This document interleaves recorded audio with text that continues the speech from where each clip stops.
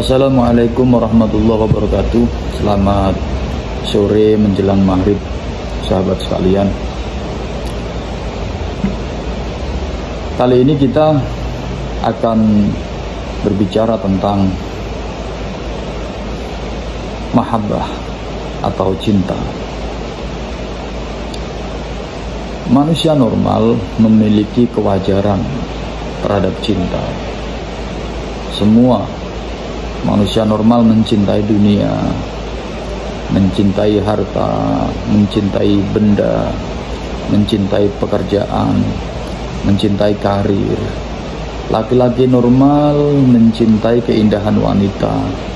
Wanita normal memiliki lelaki idaman.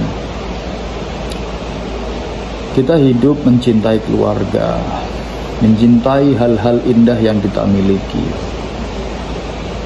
Kita hidup punya keinginan-keinginan, punya cita-cita, punya sesuatu yang ingin kita capai. Namun perlu ditekankan atau diperhatikan bahwa semua itu adalah jalan bagi kita untuk menuju cinta yang sejati. Sahabat sekalian, di dalam kehidupan ini, di dalam kita memeluk sebuah kepercayaan, memeluk agama, meyakini jalan spiritualitas yang kita tempuh, tentu yang kita inginkan adalah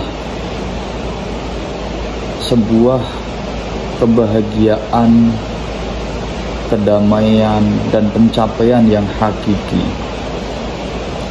Manusia tidak akan pernah bisa berhenti dan tidak akan pernah bisa puas oleh kesenangan dunia, oleh harta benda, selama kita tidak duduk pada makam cinta yang hakiki.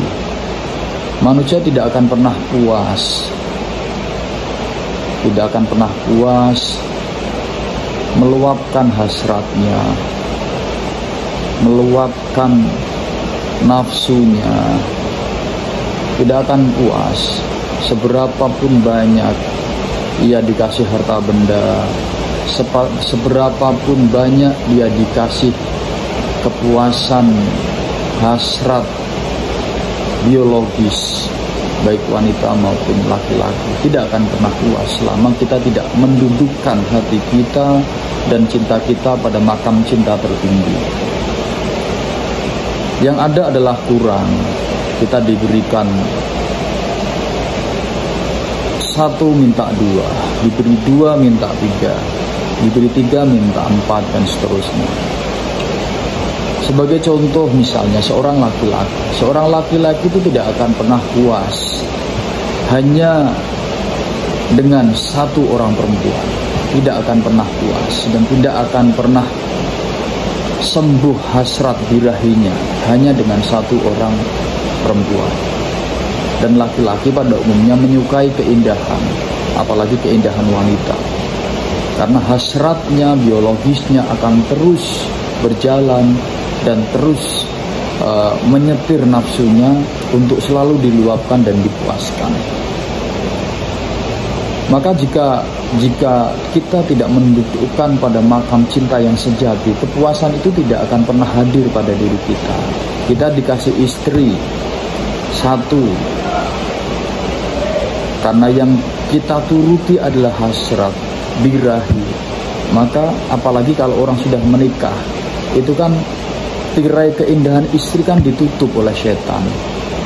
Tirai keindahan istri itu ditutup oleh setan dan dibuka selebar-lebarnya tirai keindahan wanita lain. Kalau kita melihat wanita lain itu nampak indah, kita melihat wanita lain, wah, nampak seperti yang kita hasratkan pada saat ini. Tapi begitu kita pulang ke rumah, lihat istri biasa-biasa saja, karena tirai birahinya, tirai hasratnya, tirai terindahnya ditutup oleh setan, agar kita berpaling dan mencari kepuasan yang lain, mencari keindahan yang lain. Nah, maka kita harus mendudukkan hati kita pada makom cinta yang sesungguhnya, makom cinta yang sejati. Siapa makom cinta yang sejati itu? Siapa makom cinta yang sesungguhnya itu? Dan Di mana kita bisa memperoleh makom cinta yang sejati? Yang kita bisa memperoleh makom mahabbah yang sejati adalah kepada Tuhan yang Maha Esa, kepada Allah Azza wa Jalla. Jadi mulai sekarang kita harus mengikrarkan cintaku, mahabbahku, rinduku, jiwa ragaku, lahir batinku semata-mata itu adalah milik Allah, semata-mata adalah untuk Allah. Tiada cinta yang melebihi cintaku kepada Allah, tiada rindu yang melebihi rinduku kepada Allah, tiada kasmaran yang melebihi kasmaranku kepada Allah. Jika makom cinta, makom mahabbah itu sudah tertanam di dalam hati, selesai urusan dunia kita, selesai urusan birahi kita, selesai urusan kecintaan kita kepada kemewahan, kepada gelimangan harta, kepada urusan jabatan, kepada urusan raihan-raihan duniawi itu selesai. Walaupun kita tetap hidup normal, kita tetap bekerja, kita tetap mencari kenikmatan dan kesenangan dunia sebatas wajar sebagaimana manusia menikmatinya.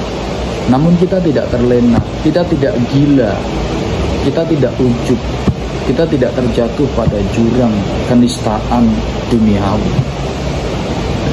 Nah, maka silahkan yuk kita bersama-sama, yuk bareng-bareng mulai melatih hati kita untuk senantiasa cinta yang sebenar-benar cinta kepada Allah.